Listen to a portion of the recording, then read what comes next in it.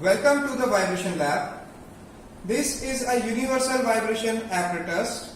Today we will see free and force vibration of this system. So first I would like to explain you what is this system. If you will closely observe, there is a spring connected with this beam like structure, but if you will see, it is not exactly a beam. This is the free end of the beam and the other is the pin end. So the left one is a pin end, right one is a free end which is connected with this spring, and there is a motor mounted on the beam. Now if you will see, or if I will ask you how many degree of freedom this system possesses when it will exhibit vibration. So if there would have been a fixed beam, in case of a fixed beam, the number of degree of freedom of this beam would be infinite, because the beam like structure will act like a cantilevered beam. But now as I have added a pin joint to the left side, now this is not acting as a beam, it is just like a structure where one end is a pin end and another end is connected with this spring, and the contribution of mass is by this motor as well as the mass of the beam. Now there are other components we can see. One of the arrangement we can see here is a indicator. What happens here, if you are exciting your beam, you can add a pen or pencil here, and during this motion, if I will give rotation to this motor, this graph paper will slide on this surface, and at that time we can measure the oscillation of the beam on this paper. Another thing is this controller. This controller basically used to control the RPM of the motor, which we are going to use for the excitation. So this is our controller. On the controller panel there are 3 buttons. Actually this is for the on and off of the controller. Middle one is to excite the motor. Here is an indicator which gives the measurement of the RPM of the motor. That is done using a tachometer. Now there are few more components on our machine, but which are not related to this present experiment. So now I am just explaining you that how we will perform the free and force vibration.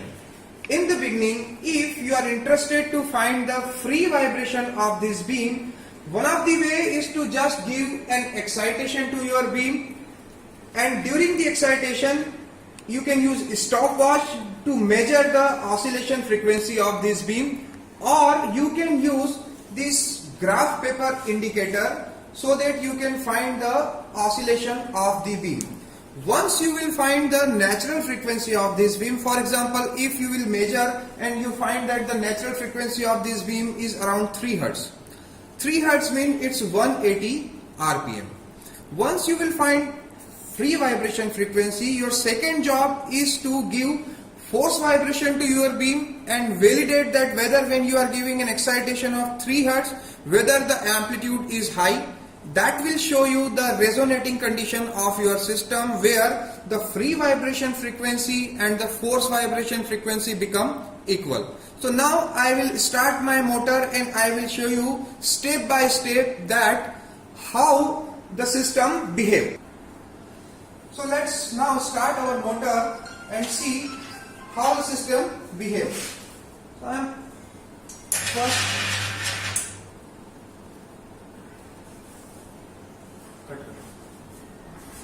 motor and see how the system vibrates.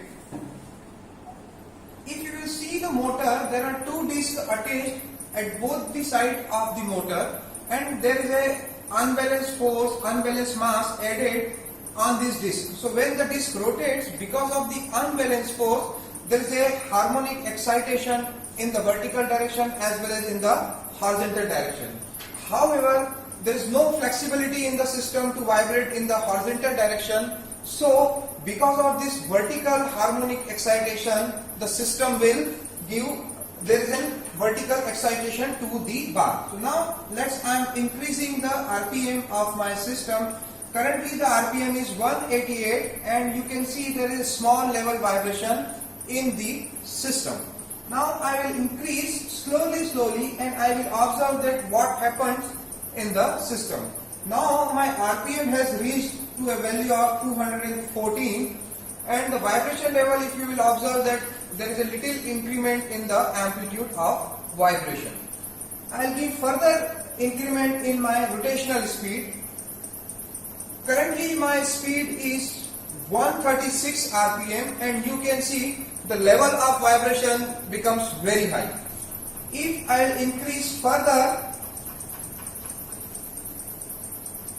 now my rotational speed becomes 270 RPM, and if we will compare the current vibration level with the previous condition, so we can conclude that there is a reduction in the vibration amplitude.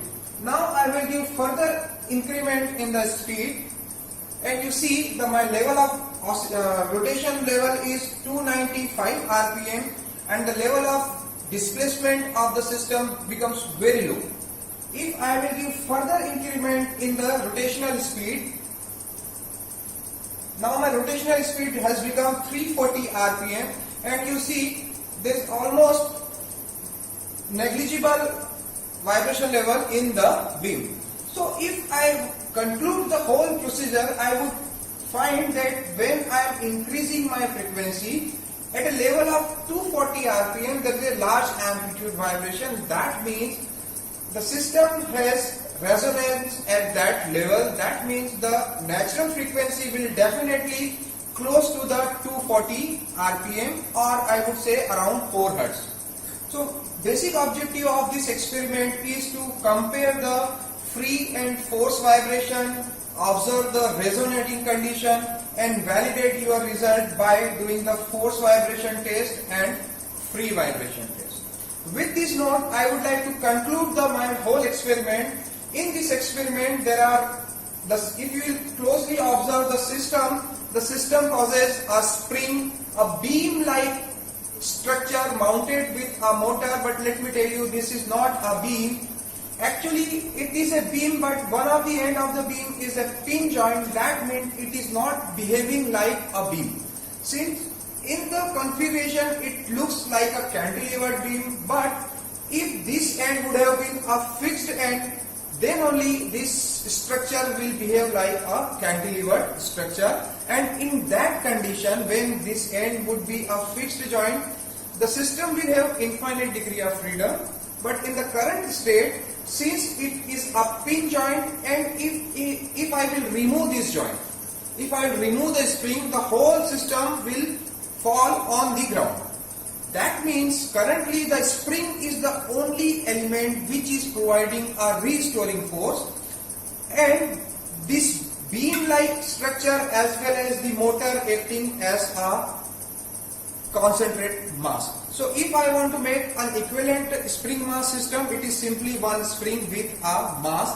Therefore, the system has only 1 degree of freedom, and as we have observed that the natural frequency of the system is around 4 Hz, and when I am giving a force excitation of 240 RPM, system having a resonating condition. Thank you.